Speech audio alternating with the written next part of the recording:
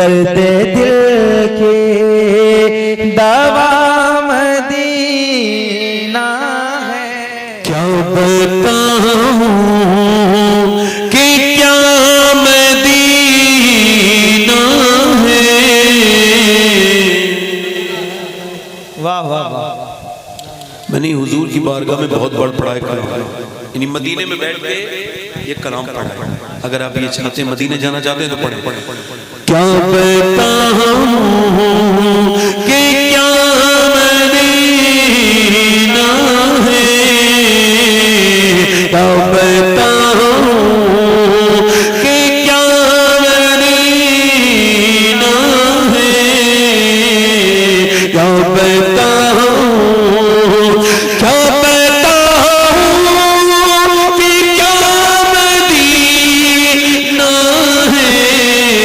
क्या बताऊं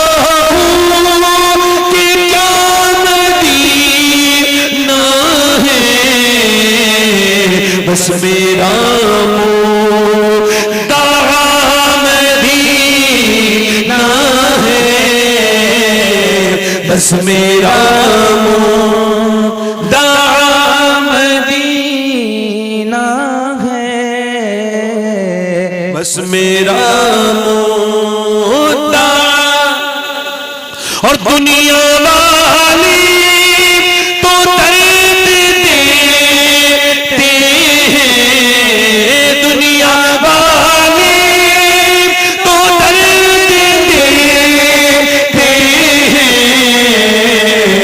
दर्द दिल की दवा मदीना है। दर्द दिल की दवा मदीना है। जिसे दुनिया वाले दर्द देते हो ना, क्या बात। और जिसके दिल की दवा ना हुजूर का जिक्र बनता है। वो जरा पढ़े मेरे से। दुनिया वाली तो दर्द देते हैं। दर्द दिल की दवा मदीना है। और एक साफ दर्द दिल की एक साफ करे थे मैं मदीने जाऊंगा जब बुलावा आएगा। अल्लाह। क्या हुआ? बुलावा। औरतें भी कहती हैं बुलावा आएगा तो जाएंगे। मैं कहता हूँ कचहरी से बुलावा आते हैं जमीन के बेनामे के लिए। क्या क्या सुनार की दुकान से खूब बुलावे आते हैं, मदीने से बुलावा नहीं आया। झूठ बोलते हो। एक साहब कह रहे थे नहीं बड़े पैसे वाले बैठे वही जाता है जिसे हुजूर बुलाते हैं। मैंने कहा आप ऐसा करें पासपोर्ट बनवा लें, 1 लाख रुपया मुझे दे दें, उसके बाद ये बुलावे उलावे का टेंशन मेरे ऊपर छोड़े, मैं हुजूर से सरकार के बारगाह में अर्ज कर दूंगा आप परेशान ना हो। क्या बात। आप पर हज फर्ज हो चुका है, उम्रे की दुआएं मांग रहे हैं आप हैं। जरा गौर तो करें आप। और कुछ लोग बेचारे मदीने जाते हैं तो तस्वीरें खींचते हैं, फोटो बना के फेंक देंगे इधर को, डालेंगे फोटो। अब काबा का पीठ के पीछे तस्वीर खींच दी साहब, इससे बेहतर था तू काबे में नहीं गया था, अदब तो कर रहा था कम से कम। काबा पीछे सेल्फी आ गए, काबे में गौसे आजम चल के जा रहे हैं। चलते चलते गौसे आजम ने देखा कि नीचे जो है वो सरकार गौसे आजम ने देखा नीचे कुछ कंकरियां हैं। आपने उन कंकरी को उठाया और अपनी आंखों से लगाया और चूमा और रोने लगे। मुरीदों ने पूछा हुजूर मक्के की गलियों में आपने कंकरियों को क्यों चूमा? फरमाते तुम्हें पता नहीं मेरे नाना मक्के की गलियों में 53 साल चले हैं, क्या पता कौन से कंकर को मेरे नाना के पांव से निस्बत हासिल हो गई। अल्लाह। गुम्बद खदरा पीछे तस्वीर आगे। आप मदीने गए? मदीने तो आला हजरत गए। जब आला हजरत मदीने में गए ना तो कहने लगे मैं रोऊंगा नहीं, जोर से सिसकियों से रोऊंगा, आवाज नहीं पैदा होने दूंगा। क्यों? कहने लगे खौफ है समा खराची सगे तैबा का, वरना क्या याद नहीं नालो फगाम को। कहते हैं मेरा दिल करता है कि हुजूर के गम में रोऊं और इतना रोऊं मदीने जाके अपना दर्द बयान करके कि मेरी आवाज बुलंद हो जाए, मगर मैं रोता नहीं। क्यों? कहने लगे इस वजह से मदीने के कुत्तों के कानों को तकलीफ ना हो जाए। ये मदीने जाने वालों को सुना देना, मेरी बात पहुंचा देना उम्रा पे जाने वाले लोग, ये जो उम्रा पे जाते हैं ना लोग, इन्हें मेरी बातें बताना। हैं? आला हजरत मदीने से गुजर रहे हैं, कुत्ते ने कुछ मांग लिया। कुत्ता भिखारी होता है। मेरे वालिद कहते थे कुत्ता बगैर झोली का फकीर होता है। तो आला हजरत ने उसे कुछ दे दिया, और जब दिया ना तो फिर आला हजरत रोने लगे और रोए। अल्लामा ज़ियाउद्दीन मदनी कहते मैंने हुजूर क्यों रोते हैं? तो आपने अपनी नात का मक्ता कहा, पा रहे दिल भी न निकला, दिल से तोहफे में रजा, इन सगाने को से इतनी जान प्यारी वाहवा। कहते हैं अहमद रजा ये हिंदुस्तानी कुत्ता नहीं था, मदीने का कुत्ता था। इसका हक ये था कि तू अपना कलेजा फाड़ता, उसके अंदर से दिल निकालता और इसको पेश कर देता, तेरी जान ही तो चली जाती, कम से कम मदीने के कुत्ते का हक अदा हो जाता। एक लड़का मेरे साथ मदीने गया, वापस नहीं आ रहा था। टूर वाला ढूंढ के लाए। मैं गया मस्जिद में बैठा था, मैं चलो भाई, कहने लगा नहीं जाऊंगा। मैंने कहा तुम तो आने के लिए तैयार नहीं थे, बड़ी मुश्किल से आए हो। लगे सही साहब जब तक मदीना नहीं देखा था ना बात और थी, अब जब मदीना देख लिया तो बात और है। कहते मदीना छोड़ के नहीं जाऊंगा, फिर मेरी वही दुनियादारी, फिर मेरा वही घर, फिर परेशानियां, फिर कमाने की झंझट। यहाँ तो हुजूर मुझे पाल रहे थे। आला हज़रत फरमाते फिर के गली गली तबाह, ठोकरे सबकी खाए क्यों, दिल को जो अक्ल दे खुदा तेरी गली से जाए क्यों। और बार न थे हबीब को पालते ही गरीब को, रोए जो अब नसीब को कहो कि चैन गवाए क्यों। काबे में गया था तो रोता, अब तौबा करता, अपने गुनाहों को याद करता। तस्वीरें बनाने के लिए सेल्फी लेके कुछ तो मौलवी नजर आने वाले लोग भी अपने आप को लाइव चलाते हैं काबे में, उनको शर्म नहीं आती।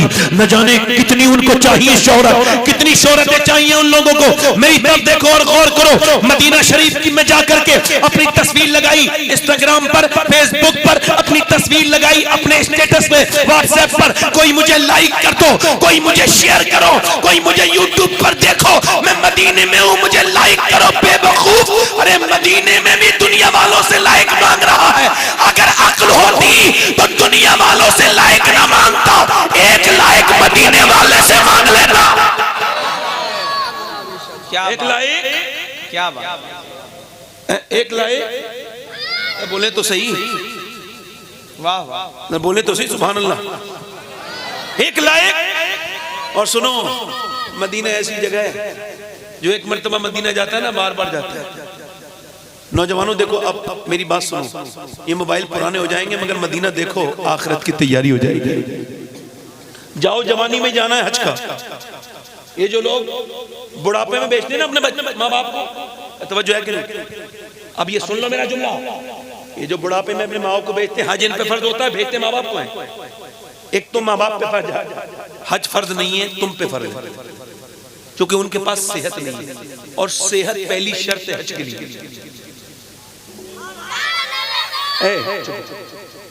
खामोश बैठे रहो आराम से, बोलना नहीं, सुनना। मेरी तरफ देखिए, कोई जरूरी है हर जगह शोर मचाया जाए? बात देखिए।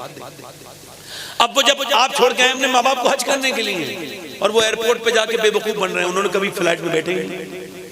अब वो इधर सामान लेके घूम रहे हैं इधर को, अब बगैर इमिग्रेशन के वो फ्लाइट में बैठने जा रहे हैं, उन्हें धक्के मार के आया इधर क्यों आ गए, उधर जाओ। अब उन्हें परेशानी हो रही है। ये तो एयरपोर्ट से शुरू हो गई। वो उतरे, मैंने अपनी आंखों से देखा है मिना में और अरफात के मैदान में, मैंने अपनी आंखों से देखा है। बीबी ने अपने शौहर से कहा चल आता रहना, मैं जा रहा हूँ।